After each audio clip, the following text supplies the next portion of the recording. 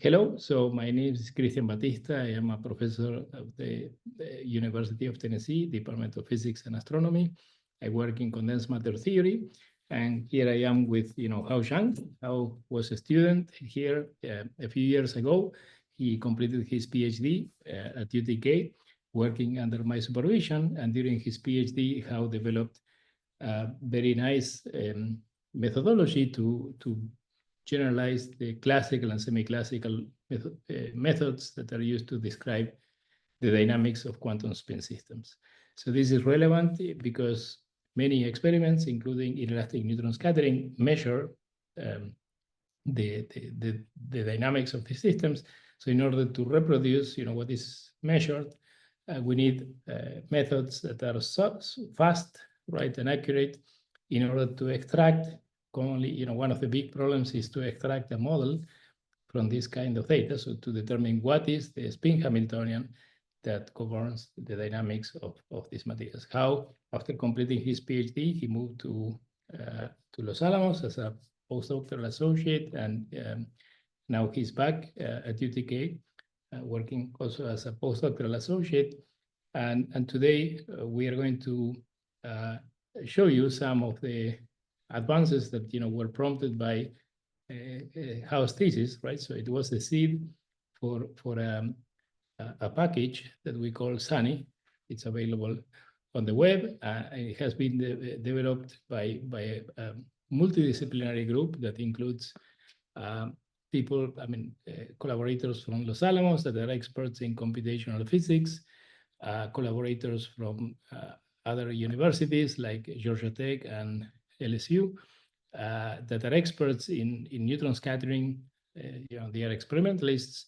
And then our group here at UTK, where we keep developing new methodologies and approximations to describe the dynamics of interacting quantum spin systems. And just to give you a brief introduction to what is actually measured with neutron scattering, we are 40 minutes away from a world-class neutron scattering facility, the Spallation Neutron Source of Oak Ridge. And there, one can extract information about samples, in particular, for the case of interest magnets. The sample is sitting here, and you send neutrons, with some energy and momentum that's scattered with the sample, and then they are ejected with a different energy and a different momentum. So a detector here will count how many neutrons are scattered with a given energy transfer and momentum transfer. So by plotting the number or the quantity that's proportional to the number of those neutrons that are collected, with a different given energy transfer and momentum transfer, one can obtain a plot like this one. Here on the vertical axis, you have the energy transferred, on the horizontal axis, the momentum transfer. In particular, we are looking at the inelastic neutron scattering spectrum of lanthanum copper oxygen 4, which is the parent compound of a high TC superconductor. This material has been studied, very intensively because it is the parent compound, as I said, of these unconventional superconductors. The idea is that if you dope this material by introducing carriers, the material is a mode insulator, then above a certain doping, it becomes a superconductor. So it is of interest to extract the model that describes this material, in particular, the same model that describes the insulator should describe the doped material. So one of the goals of these early measurements was to extract an effective model for describing the physics of this material. In particular, what we see is that there is a dispersive mode, right? You see that there is a very high intensity at a particular, for each momentum transfer at a particular energy, and that corresponds to the dispersion relation of the so-called spin waves or quantized spin waves that we call magnons physics. So this is the dispersion relation of the spin waves. It relates the momentum and the frequency of these collective modes. But interestingly, when you do a neutron scattering experiment, let's say you are doing it at 0 temperature, at the lowest temperature, the neutron will excite not only single magnon states, but also two-magnon states, right? The neutron can also excite two-magnons, and those lead to this continuum of intensity that can be observed in this background above the white line that is a guide to the eye for the single magnon dispersion. And sometimes the two-magnon continuum is featureless, but sometimes because of interactions between the magnons, you can see some feature, right? Some structure in energy and momentum space. And it is of interest to understand what is the origin of that feature. So Hao will explain to us now how his code, the methodology that, during his PhD, he worked also in collaboration with Shangshun Zhang, who was a postdoc at that moment. And they developed a methodology to account for these interactions. Of course, in those days, they were working on some specific materials.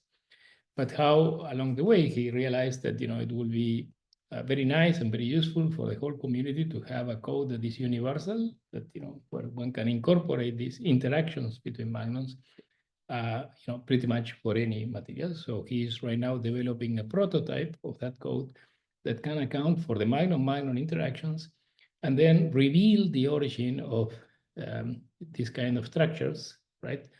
That can appear and actually do appear in many different materials. So Hao will tell us now what he's doing as we speak, right? Yes. How he's planning to basically move to Sunny to the next generation. Right.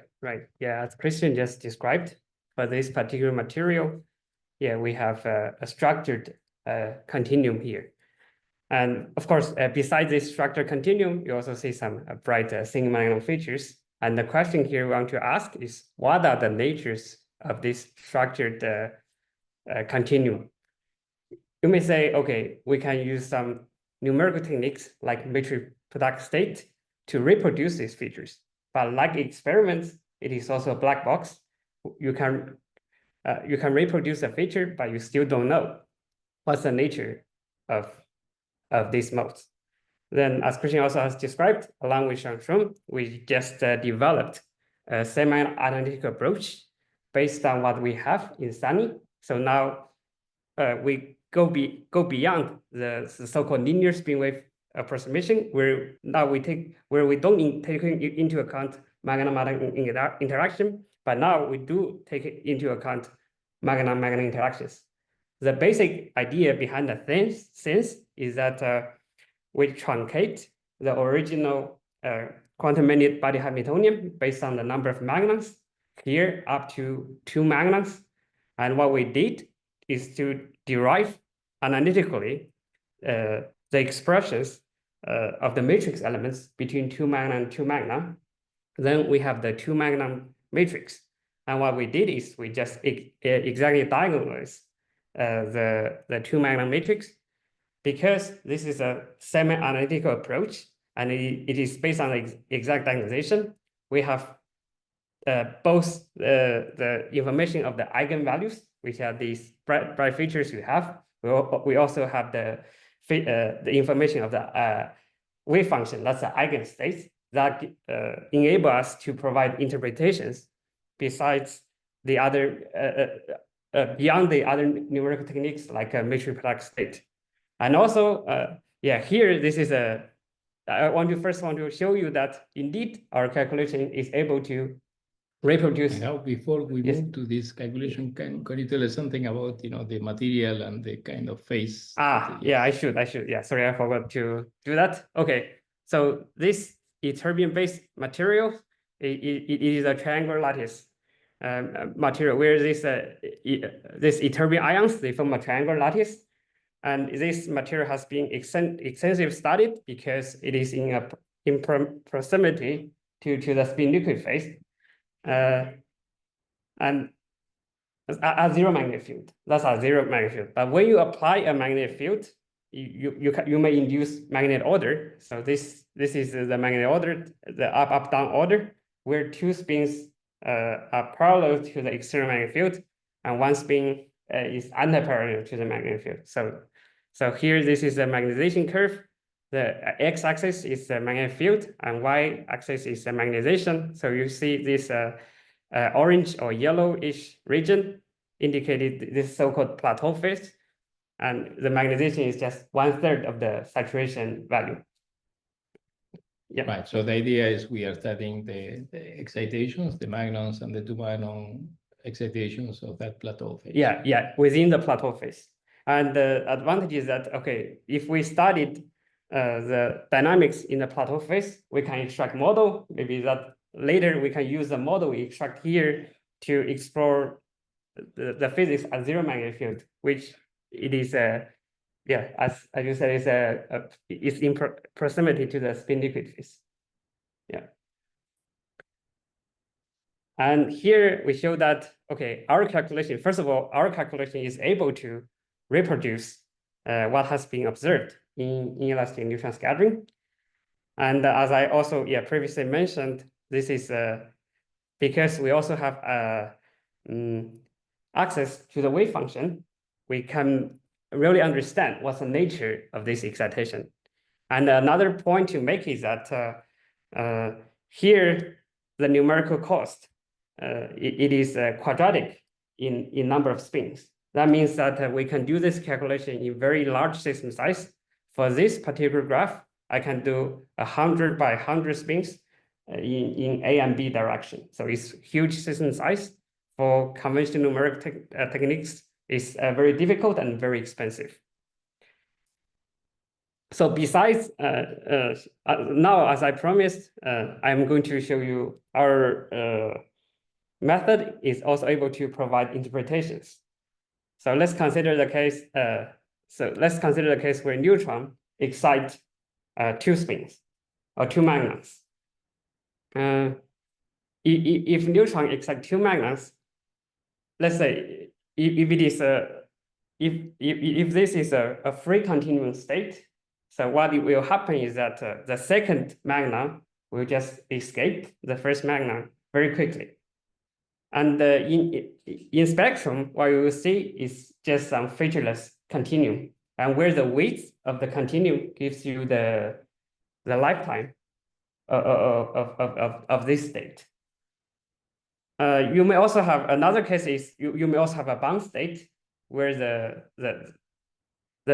two magnons remain close to each other forever. In neutron, you will see that it appears as a sharp mode. In between these two cases, you may also have a so-called resonance, where the two magnons remain close to each other for a certain amount of time, then the second magnon escape. Yeah, and now in inelastic neutron scattering experiments, it will appear as a broadened mode, where the width corresponds to the lifetime of this resonance. The inverse of the lifetime. Oh, sorry, the inverse of the lifetime. Yeah. Okay, so here in this video, I'm going to show you the time evolution of a bound state, where first of all we consider a case we flip two magnons close to each other. When you because this state is not an eigenstate of the Hamiltonian, so it will evolve in time. So as we play the video, we will see that because this is a bound state, these two magnons remains close to each other. In this time window, and as we can show that actually it will remain close to each other forever because this is a bound state. In this videos, 1 second corresponds to 10 to the minus 12 seconds in real time. So this is a bound state. The second magnon remain close to the first magnon forever. But now I'm going to show you the example of a resonance. So you will see that first, the second magnon remain close to the first magnon for a certain amount of time, but after a certain amount of time, the second magnon basically escape from the first magnon. So that's what we say a resonance. And now we're able to see this in real space and real time. That's also one advantage of the method we are developing here. Thank you. Oh, yes, exactly. So through this, by Trump, I mean, because we have interpretability in this, new methodology, we can see, the state that is excited by the neutron, both in, its version in momentum and energy space, but also the version in real-time dynamics and real space, right, which is more intuitive and more appealing for students, who want to relate, this inverse, this width, right, with the inverse of the lifetime that you see really in momentum and energy space with the actual lifetime of this resonance, right, that, one can extract directly from the real-time dynamics. So thank you very much, Hao. Thank you, everyone.